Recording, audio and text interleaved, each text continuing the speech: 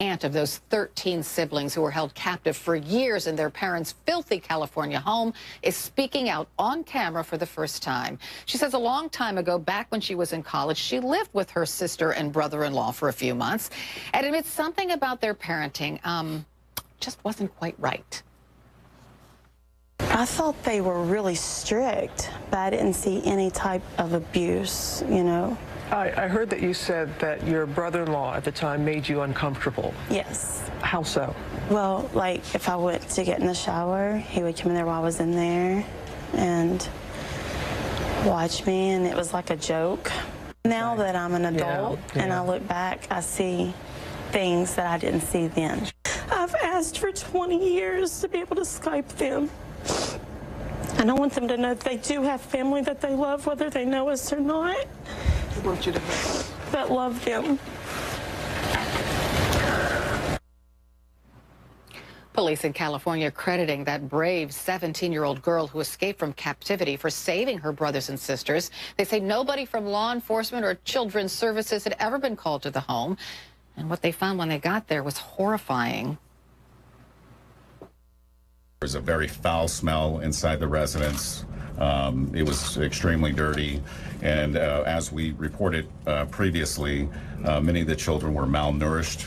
If you can imagine being 17 years old and appearing to be a 10-year-old, being chained to a bed, being malnourished, and injuries associated with that, I would call that torture.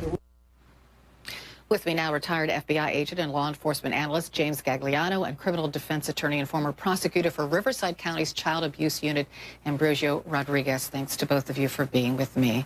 Ambrosio, I want to start with you because you've been connected to this county and this city, Paris, California. Why didn't anyone notice? I think the Turpins were very good at avoiding detection. I mean, Mr. Turpin is an educated man. I mean, obviously he had a plan. This, to me, is and I had a case very similar to this a long time ago. I mean, this was kind of a cult that he built, and he used his family to create a cult.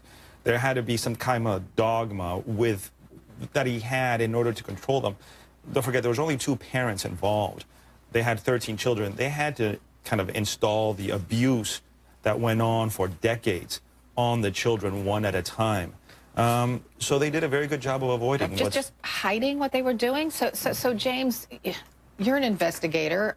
Is that possible? Sure, it's difficult, Carol, to fathom or understand how this could have been kept under a neighbor's noses that lived, a mere, few feet away from their backyard and their front yard. And to hear the sister of the wife telling her story, it's maddening to me. It's sad, but it's maddening. We have Fourth Amendment protections in this country. You're seated next to a distinguished attorney, and he can certainly speak to that. We're protected from unlawful searches and seizures, but there are mechanisms in place. And in a post-9/11 world, if you see something, say something is so important here. You could have called, in this instance, the Sheriff's Department, and there are many different ways that deputies or law enforcement investigators could have gained access under a pretext or a ruse to gather the probable cause, then to get a search warrant. It's absolutely maddening that those children were kept in those conditions for that long. And we've seen pictures and we've seen video of them actually being out of the house, how they were brought into and out of the house under everyone's eyes and noses, and how that wasn't detected. Very, very frustrating. Sad and frustrating. We're thankful that nobody thus far has been determined has been killed in this ordeal. But Ambrosio, neighbors did notice some strange things. They noticed the children out, like, putting down sod at 9 o'clock at night under floodlights. They noticed that the children were pale and seemed undernourished. So somebody did notice something. Yes, but not enough to call the police. I mean, look, we live at a time we don't really get to know our neighbors. Look, Paris, that community, most people there are new arrivals. This is a city that went through a big boom during the last housing boom, went through the kind of the center of all the bankruptcies. And so everybody was new, people that didn't really know each other, and we tend not to know our neighbors anymore. Most of us just don't. And it wasn't enough to call the police. People don't want to get involved. Okay, so there was suspicious behavior, but not enough. I do understand that.